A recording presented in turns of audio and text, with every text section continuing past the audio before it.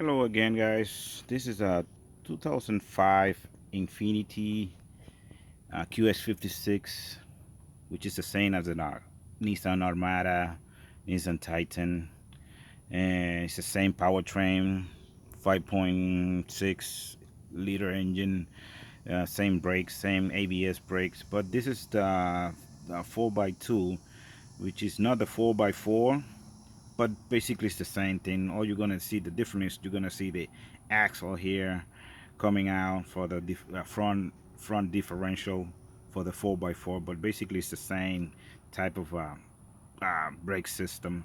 So this is a quick video. I'm trying to make it as fast uh, and accurate as possible. For this, you're gonna use you. This is what I use. I use a pry bar for the to decompress the caliper. Uh, a rubber hammer just in case, because you don't want to be hitting stuff with a regular hammer. So you're gonna get your 40 millimeter wrench, then a 21 millimeter wrench. You're gonna order. I hope you order before you start this. You order your parts, which is new rotors, new sliders, and new brake pads. So the first thing you do, just make sure your reservoir or the brake fluid up in the engine is not all the way to the top, because when you decompress the caliper, all that fluid is gonna go back up. So if it's already filled, it's gonna spill all over. It's gonna spill brake fluid all over your engine and stuff like that. Just you don't want to do that. So if it's too full, then just get some out, because the caliper will push fluid back into the reservoir. So what I do is I use the the pry bar here, and I keep pressure on the caliper so it opens up all the way. You want it to open up all the way, so you have no longer more uh, space between the caliper and the base right here. So you want to see the brake pad all the way out. So you keep pressing. You want to at the beginning it's kind of hard, but then it's gonna start moving, and it's gonna be easy, and then you're gonna have more room to push the pry bar down and get more. So the goal is to open up the caliper all the way up. When it's already open, you're gonna grab your 40 millimeter. You're gonna loose this guy up. It's just one over here and one down there. So it's really easy. Take it out. It shouldn't be that much of a struggle. You take it off with your finger. Then the caliper is ready to be taken out. When you get the caliper, you slide it down so you don't put too much strain uh, on that hose, which is the brake fluid hose that goes to the caliper. So I just let it hang like that. It's not gonna harm it. No big deal. Keep your bolt together, so you're gonna need it later. So in this right here, when you get this, you just slide the old pads off, and let me show you how bad this is compared to the new one. This is the new one on the right and the old one on the left. See? So that's when you start feeling your brakes, like your brakes start feeling weird, or maybe shaking the steering wheel. It's because it's the caliper is extend all the way out, so it creates all kinds of issues. So the thing is, don't let it go to like metal to metal, because that's gonna, it's not safe getting your brakes all the way down till you start hearing the grinding and the sparks all over the place. So just keep in mind that good brakes is the best. So all pads, then you're gonna grab your 21 millimeter or anything else you have. You can do it with a wrench, with a socket. I use this guy. I also have a socket, but I use this guy already. So you get one here, one bolt here, and one down there. You lose them up. It's just two of them. They're really tight. These guys are really hard to take off. If you don't have the right tool, you're gonna be struggling with this because they are tight. And once you get them out, it's not a big deal, but just to get them out is the problem. But hopefully you don't have a struggle with them. I didn't have much of a struggle with mine. Just like I said, they're really hard to get out. So this is the old rotor here. Slide that off, and what you're gonna find here is your spindle here, which is the one that holds everything to the tire. So when you get to this guy here, this one I already cleaned it up, but this just create a lot of rust here between this contact point and this contact point, which is go around. So you have to grind that or clean it with a brush, with a metal brush, or sandpaper. Just make sure everything is nice and smooth and all the surface around is nice and smooth, because this guy creates all this rust you see in right here is attached to this guy here, and it creates an uneven surface. So when you bring the new guy, which is this guy, when you bring the new rotor, you see the difference. So this one is nice and clean, nice and smooth, and this one is all, you see the difference. You see what I mean? So clean it as much as possible so it matches this surface as clean and um, rust free as possible. This here and this here, very important, so you don't get vibrations and stuff like that at the steering wheel later on.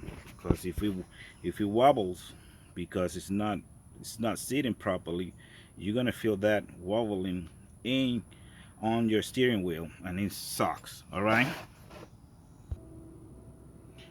keep going with the video. This guy here is the one that holds the pads. So these are the old sliders. So take those off. They're not that hard to take off.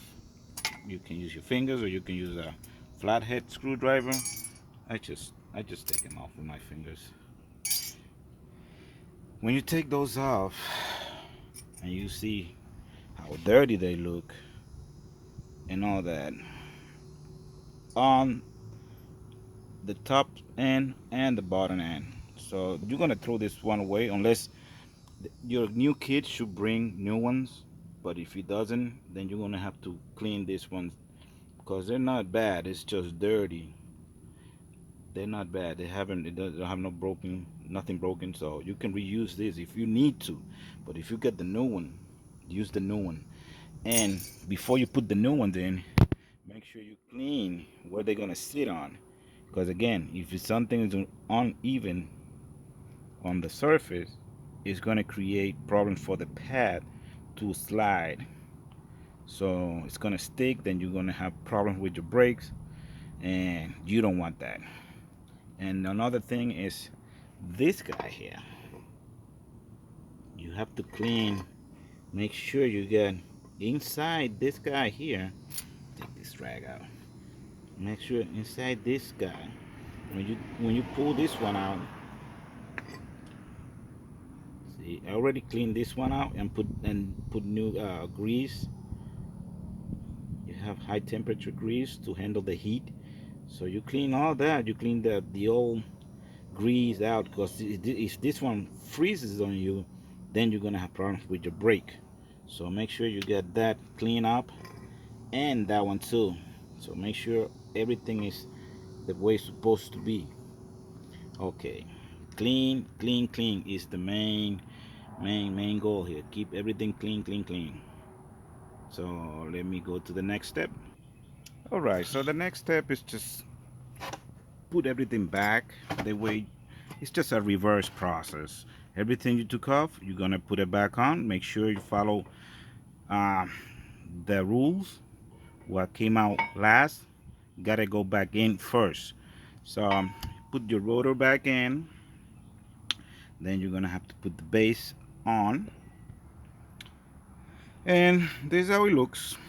Get your caliper base and pad base put on. Two screws, one down there, one up here, really tight. Make sure those are tight because those are the one that holds the brakes together. And the sliders, it's easy. Just locate them as clean as possible. And look at that, really nice. Pads, usually this is the one that goes in the inner side, the one with the little thing connected to it. This is just to tell you when the pad is getting really low. So this will start grinding against the rotor, and it's gonna start making a weird noise just to let you know that your pads are about to like go beyond the safe point. So it's a good tool, but I never let my pad go that down to this guy here. This is just a warning to let you know. I always replace my pad halfway. And since everything is so cheap now, I always put new rotors. Before in the good old days, we used to cut the rotors to make it nice and even again because they used to cost so much. But now, with like this set right here, only cost me $70.